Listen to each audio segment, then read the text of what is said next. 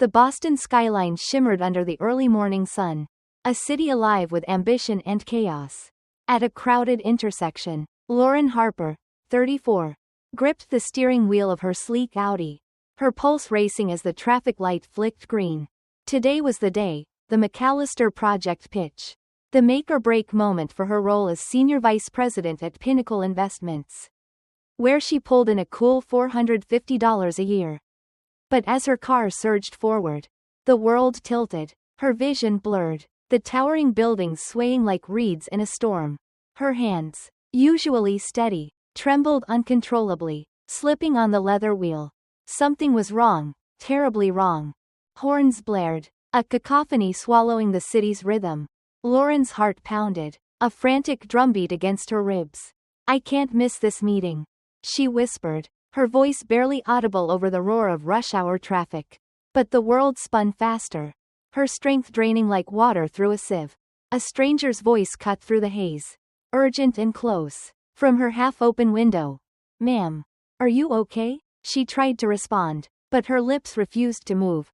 The intersection tilted violently, and suddenly, headlights loomed large, a truck barreling toward her drifting car. Chaos erupted. "Call 911. Someone shouted.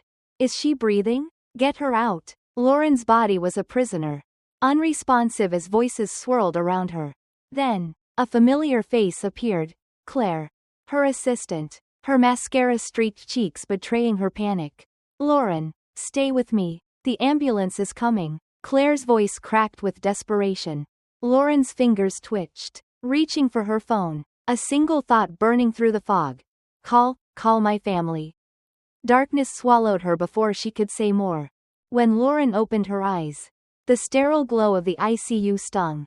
Pain seared through her, a neck brace pinning her in place, wires snaking across her body, an IV dripping into her left arm, and her right leg encased in a heavy cast. Beside her, her husband, Ethan, 36, sat with a face pale from worry, his tailored suit rumpled from a frantic dash across town. "Lauren, you're awake," he said, his voice a fragile mix of relief and fear. "Are you in pain? I'll get the doctor." She tried to shake her head, but a bolt of agony stopped her.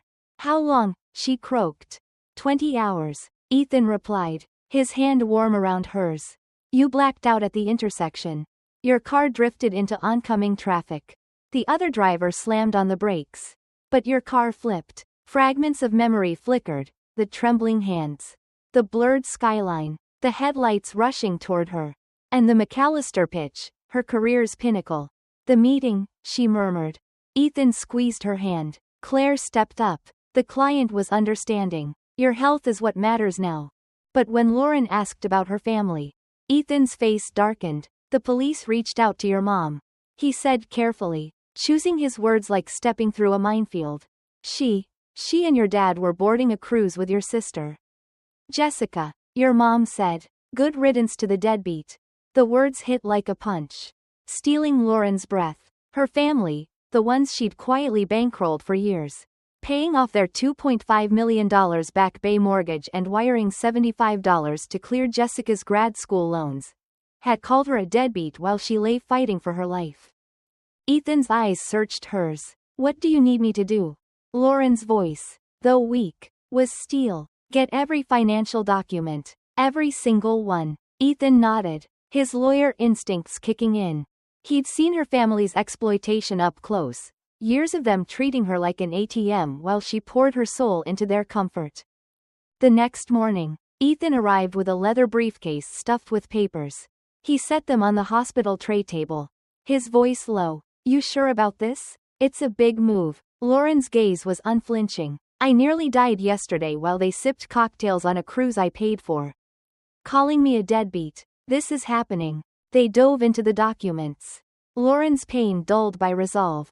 "Cancel the auto payments for their mortgage," she instructed. Ethan sorted the forms, his pen moving swiftly. "Done. Next. We cut off Jessica's access to the account funding her lifestyle." Memories flooded back, designer bags, luxury vacations, all on Lauren's dime, while Jessica spun lies about her high-flying marketing career.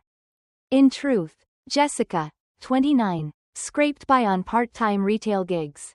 Her annual income barely hitting $4. Cut everything, Lauren said, her voice steady despite the ache in her ribs. Now, her phone buzzed. A text from her mother. Diane. Cruise is amazing. Jessica's loving it. You feeling okay? Ethan read it and exhaled sharply. Unbelievable. Lauren handed him the phone. Keep going. By noon, despite the throbbing pain, they'd prepared every document needed to sever her financial ties to her family. Ethan hesitated. We could wait a day. Let you think it over. Lauren shook her head. File it today. I've had 34 years to think. A week later, her parents, Diane and Robert, both in their late 50s, and Jessica showed up at the hospital. Lauren refused to see them. From the hallway, Diane's voice dripped with crocodile tears. Nurse. We're here for our daughter. Why can't we go in? The nurse was firm. The patient has requested no visitors. Jessica's voice cut through, shrill and entitled. This is absurd. We're her family. She hit her head. She's not thinking straight. Robert chimed in, his tone patronizing. Our daughter's confused. We have a right to see her. Ethan sat by Lauren's side, holding her hand. You hear them, but this is your call. And I'm with you, he said softly. Lauren closed her eyes, the truth settling like a stone in her chest. Her family didn't love her, they loved her money. For 15 years, she'd paid their mortgage, funded their vacations, and bailed out Jessica's debts. All while they painted her as the dependent one. Diane's voice came again, louder. Lauren, we just got back from the cruise. We were so worried. We came straight here. A lie. Lauren had seen their Instagram posts. Laughing by the pool, toasting with cocktails, while she hovered between life and death. Lauren, you hear me? Jessica snapped. Stop acting like a child. We're family. You need us. Lauren's lips curved into a bitter smile. The irony was suffocating. They didn't need her, they needed her bank account. The hallway grew quiet, security likely escorting them out. Ethan looked at her, concern in his eyes. Was that the right call? Lauren nodded, her voice calm but certain. Absolutely. For the first time. I know it is. The sterile hum of the hospital room faded as Lauren Harper, 34, stared out the window. The Boston skyline now a distant memory of the chaos that nearly claimed her life. Her body was healing, broken leg, bruised ribs, and a neck brace that felt like a cage, but her heart carried a new weight. Cold and unyielding, the betrayal of her family, her parents, Diane and Robert, both in their late 50s, and her sister, Jessica, 29, had cut deeper than any injury. For 15 years, Lauren had been their silent benefactor, funneling her $450 a year salary as senior vice president at Pinnacle Investments into their $2.5 million Back Bay home. Jessica's grad school loans, and countless luxuries. Yet, while she lay in the ICU, they'd called her a deadbeat and toasted cocktails on a cruise she'd funded. With her husband, Ethan, 36, by her side, Lauren had severed every financial tie to her family. The mortgage payments? Cancelled. Jessica's access to Lauren's accounts? Revoked. The decision was a guillotine.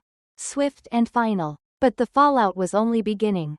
As Lauren regained strength, the consequences of her choice rippled through her family, exposing their fragility without her support. 2 months after the crash, Lauren's recovery stunned her doctor. Dr. Patel, you're a miracle, he said, adjusting his glasses. We expected 6 months in the hospital. But you're walking without crutches already. Lauren's headaches lingered, and dizziness struck occasionally, but her mind was sharper than ever. Unburdened by the weight of her family's demands, she asked Dr. Patel to keep her discharge confidential. I don't want my family knowing, she said firmly. He nodded. Patient privacy is ironclad. They won't hear a word. Ethan picked her up, his SUV a quiet sanctuary as they left the hospital behind. Lauren glanced back at the building. A place that had not only mended her body but reshaped her soul. All financial ties are officially cut, Ethan said as they drove. They have no access to your accounts. And they can't use your name for anything. Lauren exhaled, a wave of relief washing over her. No regrets? Ethan asked. Glancing at her, she smiled, her voice steady. Not one. For the first time, I'm living for me. At home, Ethan had transformed their brownstone into a haven. A bouquet of lilies, her favorite, waited by the door, their scent mingling with the lavender air. Welcome home, he whispered, wrapping her in a hug. That night, Lauren slept soundly, no guilt, no obligations, just peace. But her family's world was crumbling. Ethan's friend, Ryan, a local journalist, dropped by with news. Your parents' house went into foreclosure, he said, sipping coffee. Auctioned off last month. They were 6 months behind on payments. Lauren's face remained impassive. And your dad, Robert, got laid off from his construction job at 58. Ryan continued. Then he fractured his leg on a day labor gig. No insurance. He's out of work. Struggling. Lauren stared out the window. Feeling nothing. Ryan leaned forward. Your mom, Diane, took a part-time job. But they're barely scraping by. And Jessica? She bombed a job interview. Her resume was a mess. Claimed management experience, but couldn't back it up. Demanded a $3 a month salary and snapped when they turned her down. Lauren's lips twitched into a faint smile.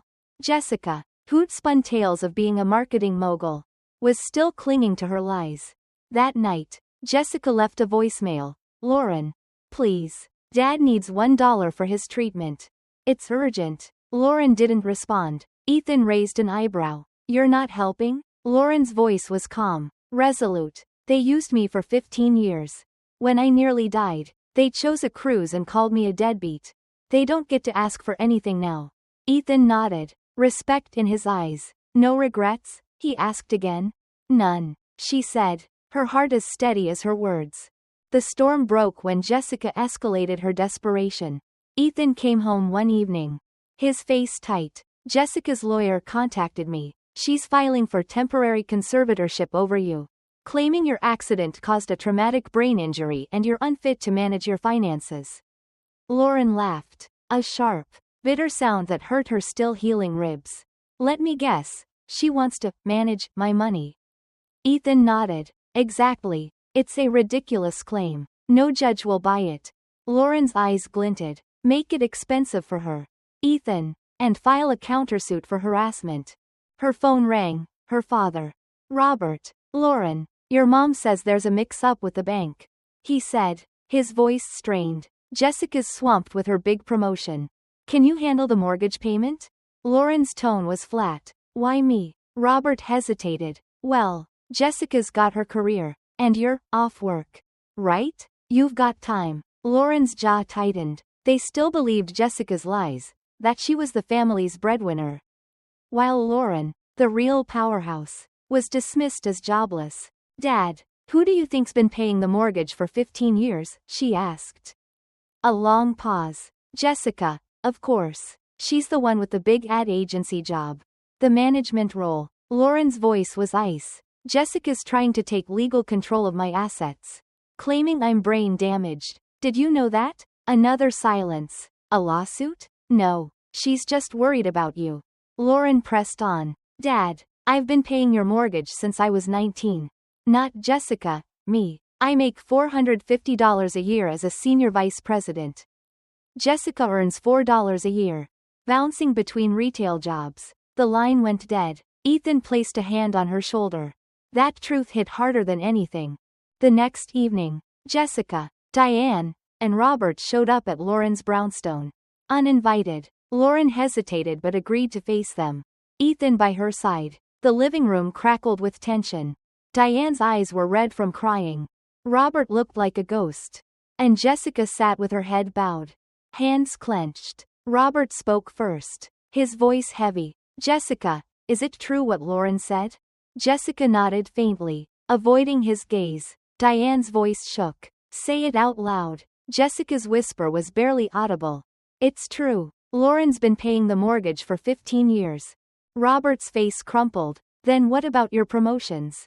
Your management job? Jessica buried her face in her hands. Lies. I've only had part-time jobs. I can't even afford my own rent. Diane staggered, clutching the armrest. Then, Lauren's income is really $450 a year? Jessica lifted her tear-streaked face. She's a senior vice president. I lied to make myself look better. Lauren sat silent, watching the web of deceit unravel. Robert turned to Jessica, his voice breaking. Why would you lie like that? Jessica sobbed. I was jealous. Lauren's perfect, smart, successful, beautiful. I could never measure up. So I made her the failure. The deadbeat. So you'd praise me instead. Lauren's voice was calm but cutting. You called me a deadbeat to Mom and Dad. You wanted them to despise me. Jessica's shoulders shook. Yes. I'm sorry. I was drowning in inferiority. Diane's voice trembled. Jessica, how could you? But Lauren cut in, her gaze piercing her parents. You're not innocent. You believed her lies because it was easier than facing the truth. You called me a deadbeat on that cruise. Mom said it was a relief I was gone. Diane flinched, tears spilling. We didn't know. Lauren shook her head. You didn't want to know. For 15 years, you took my money and my self-worth. I'm done. Jessica fell to her knees. Lauren, can you forgive me? Lauren's answer was final. No. You stole my family, my dignity, and the truth for 15 years. I don't forgive that. Ethan stood. It's time for you to leave. Lauren's been through enough. They shuffled out, the door closing with a heavy thud. Ethan turned to her. How do you feel? Lauren's smile was radiant, soul deep, free. Months later, Lauren's life had transformed. Physically, she was nearly whole, walking confidently, her headaches rare. Mentally, she was reborn. Inspired by her journey, she launched a blog, Chosen Family Chronicles, breaking free from toxic ties. Her first post was raw, unflinching. I thought family meant love. But blood isn't a license to exploit. True family respects and supports you. DNA doesn't matter. The post went viral, comments flooding in from strangers who'd lived her pain. I paid my parents' debts for decades. Your story gave me strength. I cut off my toxic siblings because of you. Lauren poured her heart into the blog, writing about setting boundaries, spotting financial manipulation, and healing without guilt. Within 6 months, it reached 1 million monthly readers. A publisher offered her a book deal, and speaking invitations poured in. Ethan watched her one evening, awe in his eyes. You're happier than I've ever seen you. Lauren nodded. The old me lived for their approval. Now, I live for me. One night, she found an old photo of her parents and Jessica. No guilt stirred, no sadness, just clarity. They were a chapter she'd closed. Ethan asked, any regrets? Lauren hugged him tightly. Her chosen family. None. This is the life I was meant to live.